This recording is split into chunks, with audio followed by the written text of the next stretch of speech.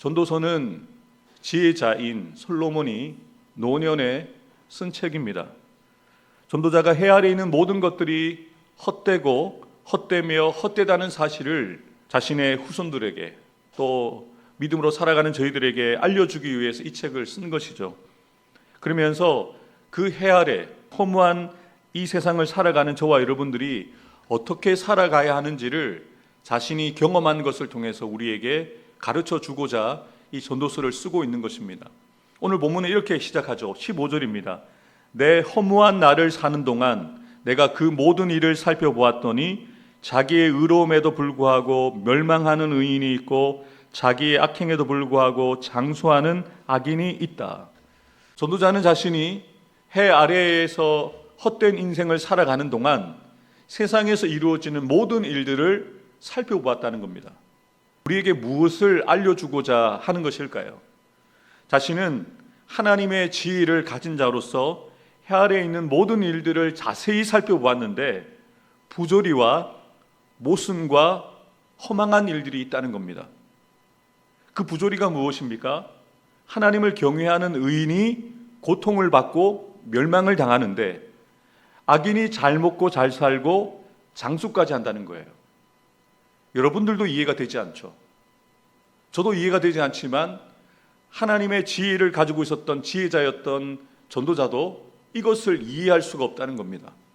하나님을 경외하고 하나님을 잘 섬기면 잘 살아야죠. 그리고 잘 죽어야 되죠.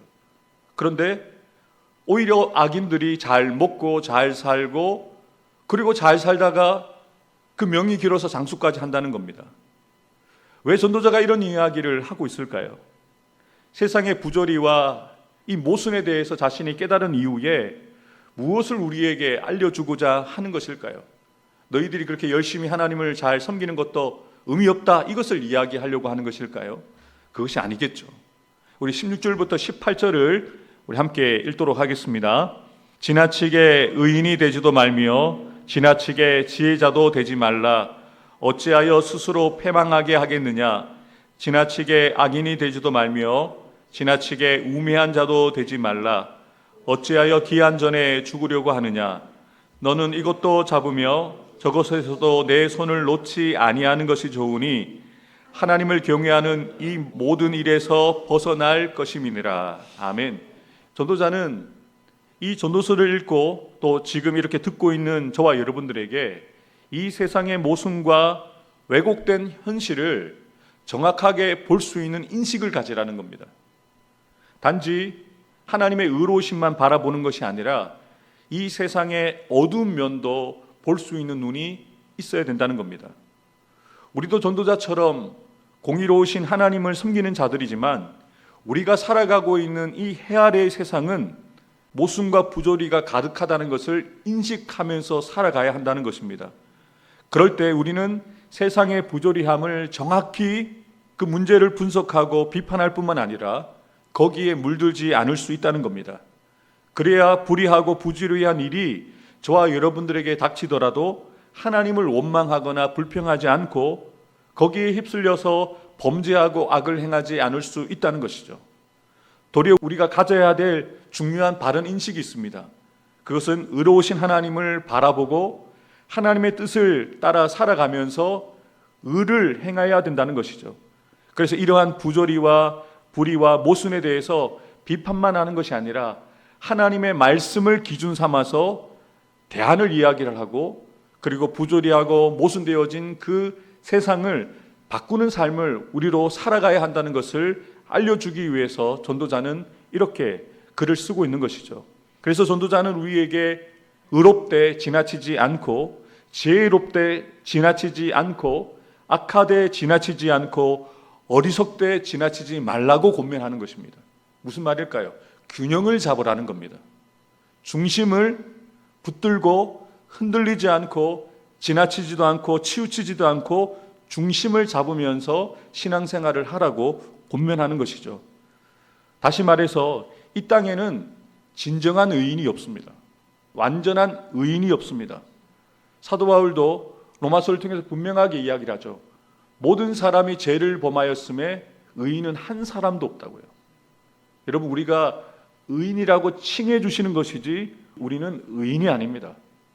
사람은 의를 추구하면서 살더라도 그 내면에 죄와 허물이 있다는 것을 잊지 말고 스스로 의롭다고 우리가 서 있다라고 지나치게 자만하지 말고, 그래서 의롭게 살거나 악하게 살거나 지혜롭게 살거나 어리석게 살거나 한 번 죽으면 죽음 이후에 심판이 있다는 것을 기억하면서 중심을 잡고 균형을 잡고 살아가라고 전도자는 우리에게 알려주는 것이죠.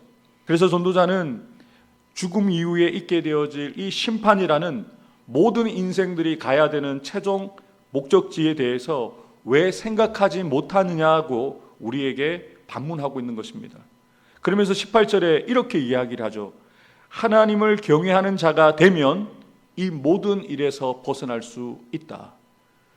무슨 이야기일까요?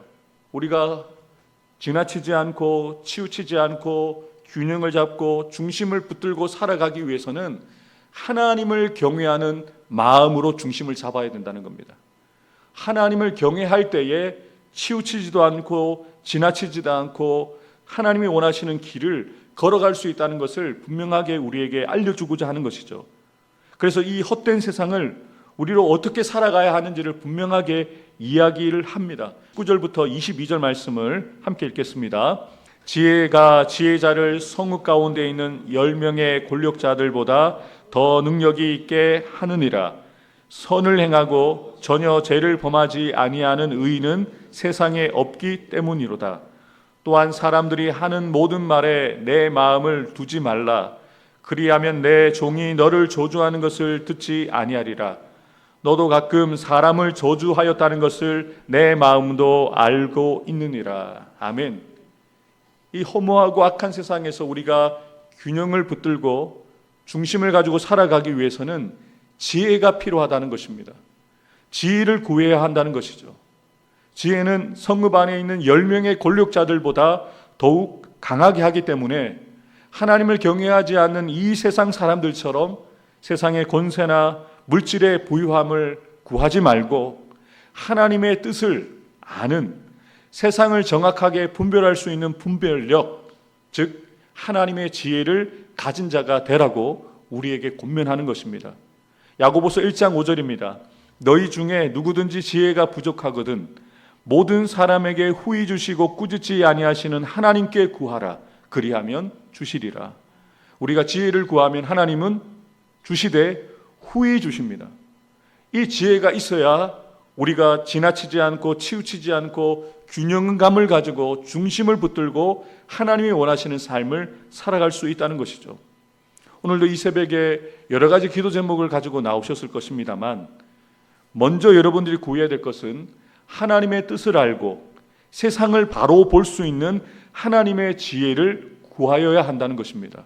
이 새벽에 하나님의 지혜를 구하고 하나님의 지혜를 얻는 저와 여러분들이 되기를 주 예수님의 이름으로 축복합니다. 전도자는 또한 우리에게 이것을 권면합니다. 지나치게 사람들의 말을 마음에 두지 말라. 사람들의 말이 맞을 수도 있고 틀릴 수도 있는데 그것에 지나치게 마음을 두고 상처받지 말고 그 말 때문에 그 말을 묵상하지 말고 우리가 들어야 될 말을 들으라는 거죠. 사람들의 말이 아니라 누구의 말을 들어야 될까요? 하나님의 말씀에 귀를 기울이라는 거예요. 사람들의 말을 묵상하지 말고 하나님의 말씀에 귀를 기울이는 자가 되어야 한다는 것이죠. 지혜는 레브 쇼메아, 듣는 마음이라고 말씀드렸어요. 지혜는 하나님의 음성을 들을 때 그것이 지혜인 것이죠. 산성도 여러분, 오늘도 우리가 하루를 살아가면서 사람들과 수많은 대화를 하실 겁니다. 그중에는 믿음이 있는 사람들과도 대화를 나눌 것이고 믿음이 없는 주변의 사람들과 대화를 나누실 텐데, 대화 가운데 영양가 없는 사람들의 말에 너무 여러분들 신경 쓰지 마세요. 여러분들이 들어야 될 말은 하나님의 말씀입니다. 하나님의 말씀에 귀를 기울이고 하나님의 말씀을 주야로 묵상하고 그리고 그 뜻을 살아가는 것이 우리가 마땅히 살아가야 되는 균형 있는 삶을 살게 하는 힘이라는 것이죠. 23절부터 26절을 제가 읽어드리겠습니다. 내가 이 모든 것을 지혜로 시험하며 스스로 이르기를 내가 지혜자가 되리라 하였으나 지혜가 나를 멀리하였도다. 이미 있는 것은 멀고 또 깊고 깊도다. 누가 능히 통달하랴. 내가 돌이켜 전심으로 연구하여 얼마나 어리석은 것이요 어리석은 것이 얼마나 미친 것인 줄을 알고자 하였더니 마음은 올무와 금을 갖고 손은 포승 같은 여인은 사망보다 더 쓰다는 사실을 내가 알아내었도다. 그러므로 하나님을 기쁘게 하는 자는 그 여인을 피하려니와 죄인은 그 여인에게 붙잡히리로다. 아멘. 이미 지혜자였던 전도자는 하나님께서 주신 지혜를 가지고 있었음에도 불구하고 더욱 지혜와 명철을 살피고 깊이 연구하였다고 고백합니다. 지혜를 가지고 있는 자입니다만 더 하나님의 뜻을 알기 위해서 더 깊이 연구하고 살폈다는 것을 고백하는데요. 저는 전도자와 같은 이러한 자세가 참 중요한 것 같습니다. 가졌다고 해서 그것으로 만족하며 끝나지 않고 더 간절히 구하는 것이죠. 더 연구하는 것이죠. 그래서 전심으로 전도자가 지혜와 명철을 탐구하면서 그가 깨달은 사실을 간증하고 있는 것입니다. 마음은 올무와 금을 갖고 손은 포승 같은 여인은 사망보다 쓰디쓴 경험이었다는 것을 고백하고 있는 것이죠. 전도자는 그렇게 유혹하는 여인에게 걸려들었을 때 사망보다 더 쓰디쓴 경험을 하게 되었다라고 지금 자신의 흑역사를 가지고 간증하고 있는 겁니다. 미리 알려주는 거예요. 그 유혹에 넘어가지 않도록 우리에게 똑같은 자신과 같은 쓰디쓴 경험을 하지 않도록 먼저 경험한 자로서, 먼저 깨달은 자로서 전도자가 되어서 사람들을 모아서 또 이렇게 전도서를 써서 자신의 흑역사를, 자신의 경험을, 자신이 깨달은 것을 나누고 있는 것이죠. 그러면서 유혹하는 여인을 피할 수 있는 길도 분명하게 알려주고 있습니다. 그것이 무엇입니까? 자신의 기쁨을 위해서 사는 자가 아니라, 사람들을 기쁘게 하는 자가 아니라 하나님을 기쁘게 하는 자가 되어질 때 유혹하는 그 여인의 손길을 뿌리칠 수 있다라고 분명하게 우리에게 알려주고 있는 것이죠. 사랑하는 성도 여러분, 오늘 저와 여러분의 삶도, 우리의 남은 삶도 마찬가지입니다.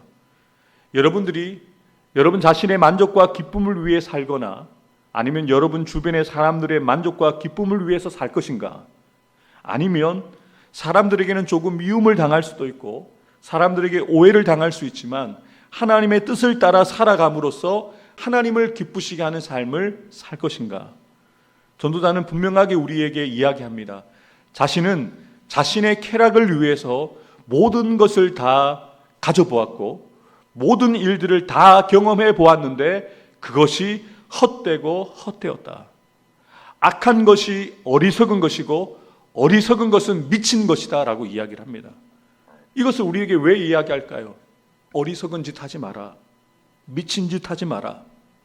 그래서 자신이 그 지혜로운 자였지만 지혜조차도 헛되고 헛되었다라는 것을 이야기하면서 자신의 만족과 기쁨을 위해서 사는 삶은 의미가 없다라고 이야기하는 거죠. 하나님을 기쁘시게 하는 삶을 살아가야 한다라고 우리에게 분명하게 권면하고 있는 것입니다. 하나님을 기쁘시게 하는 삶을 통해서 하나님이 주시는 기쁨을 누리는 것이 진짜 기쁨이라는 것을 우리에게 전도자가 알려주는 것입니다. 그래서 오늘 저와 여러분들은 나의 기쁨을 위해서 또 내 주변의 사람들의 기쁨과 만족을 위해 사는 자들이 아니라 오직 해 위에 계신 하나님을 기쁘시게 하는 자로 살아감을 통해서 끊임없이 저와 여러분들에게 다가오는 제 유혹들을 넉넉하게 이기는 저와 여러분들이 되시기를 주님의 이름으로 축복합니다. 27절과 28절 함께 읽겠습니다. 전도자가 이르되 보라 내가 낱낱이 살펴 그 이치를 연구하여 이것을 깨달았노라. 내 마음이 계속 찾아보았으나 아직도 찾지 못한 것이 이것이라. 1000사람 가운데 한 사람을 내가 찾았으나 이 모든 사람들 중에서 여자는 한 사람도 찾지 못하였느니라. 아멘.